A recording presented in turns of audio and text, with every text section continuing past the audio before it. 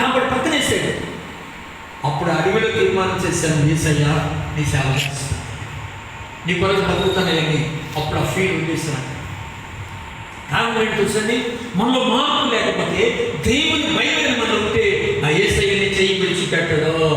హల్లెలూయా. ఆయన చేయి పట్టుకునే ఉంటాడు. కానీ మానవ శరీరం ఫలించాలి, దేవుని భయం కలిగి ఉండాలి. ఏదో ఎత్తున్నావు కుదరదు. నువ్వు ఫలించాలి.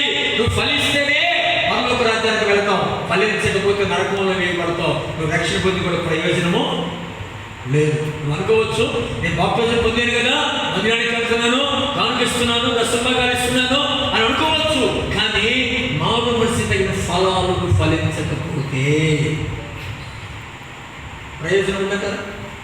కూర ఉండేవు దేశాన్ని నిందా అండి, ఉప్పెట్టు మర్చిపోయావు. టేస్ట్ ఉండదా?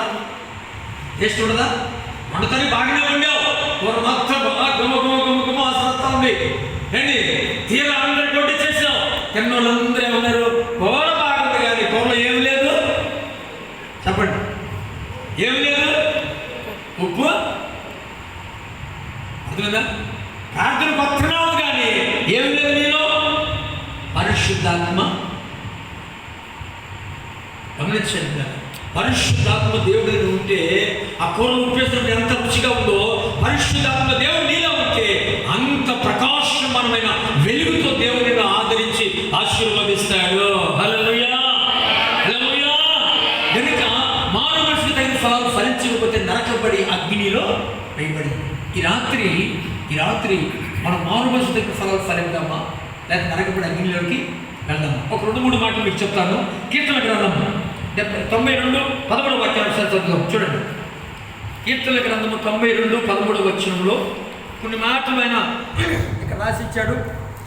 ప్రభు మన కొరకు రాసి పెట్టాడు. ఇక్కడ బైబిల్ త్వరగా చదవండి. 92:13 పేజీ నెంబర్ 501 పేజీ నెంబర్.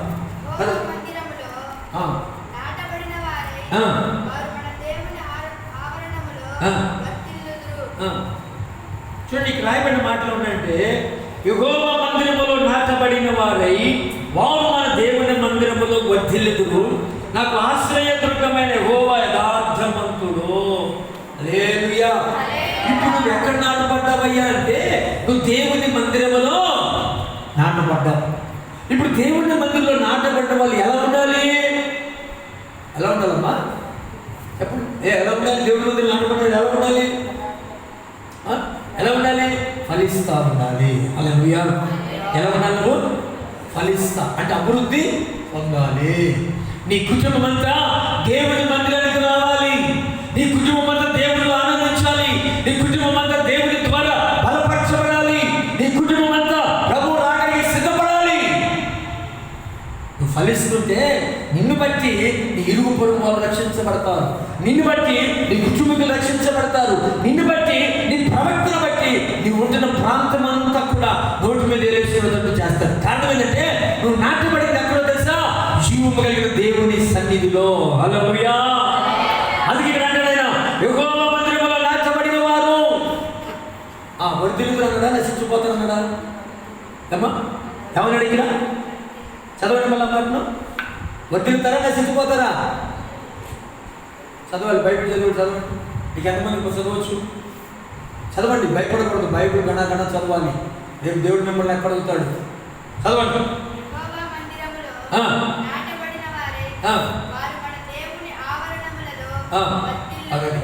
ఇప్పుడు ఎలా ఉన్నారు ఇక్కడ?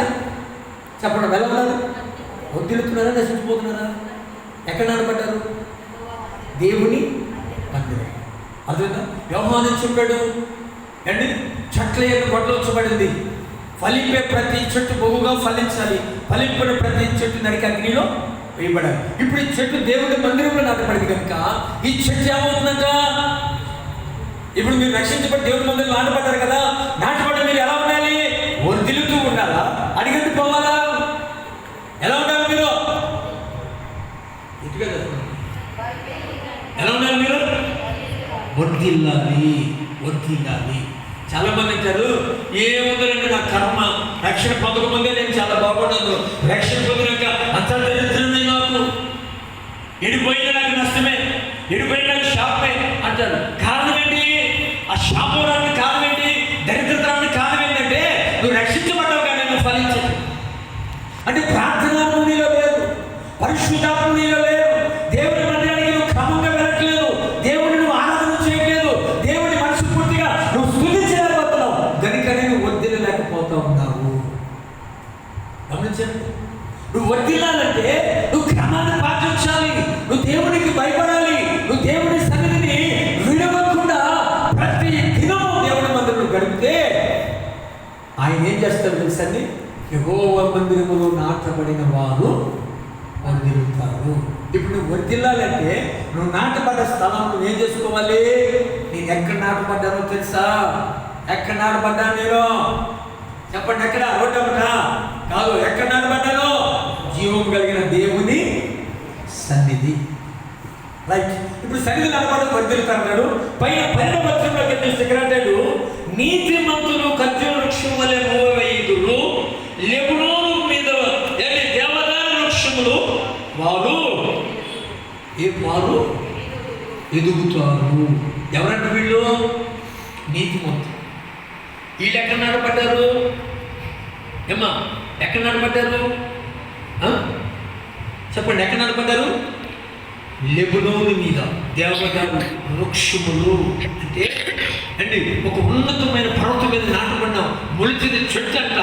అది అలాగే తిన్నగిన పెరుగుతూ అభివృద్ధి పొందిందనే కానీ దానికి శైలి లేదంటే. అదవుతుందా? అంటే మనం దేవుని మందిరానికి వెళ్ళి మనం ఎలా ఉండాలంటే మనము ఎదుగుతూ ఉండాలా, అభివృద్ధి చెందుతూ ఉండాలా, ఫలిస్తూ ఉండాలా. దేవుని మందిరంలో విస్తారమైన దేవుని ఆశీర్వాదాలతో నింపబడాలి. హల్లెలూయా. ఇప్పుడు ఇవన్నీ మన కుటుంబాల్లో జరగాలనుకో మనం ఏం చేయాలి? కీర్తన గ్రంథంలో ఒకసారి చూడండి. 77వ అధ్యాయం 10వ వచనంలో ఒకసారి చూడండి. కీర్తన గ్రంథంలోనే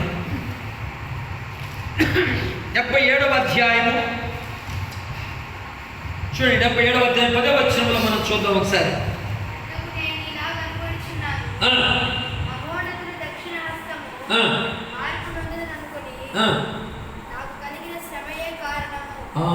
గమనించారా? నాకు కలిగినయే శ్రమే కారణం. ఇంకోటి 96వ వచనం చూడండి ఒకసారి. 96వ అధ్యాయం 6వ వచనంతో మాట్లాడారు చూడండి. ఏముంది ఆయన సన్నిధిలో? ఘనత ప్రభావములు ఎక్కడున్నాయి? ఆయన సన్నిధి. ఇప్పుడు మనం ఎక్కడ నాటబడ్డాం? దేవుడి మందిరంలో. ఇప్పుడు దేవుడి మందిరంలో నాటబడిన వాడు ఏమనుభవించాలి? 1 ఘనత, 2 ప్రభావములు, 3 అభివృద్ధి నొందాలి. మనం దేవుని మందిరానికి వెళుతున్నప్పుడు మనలో దేవుని యొక్క ఆత్మకు సంబంధించిన శక్తిని మనం పొందుకుంటే ఇవన్నీ మనకు కలుగుతాయి. ఇక 97వ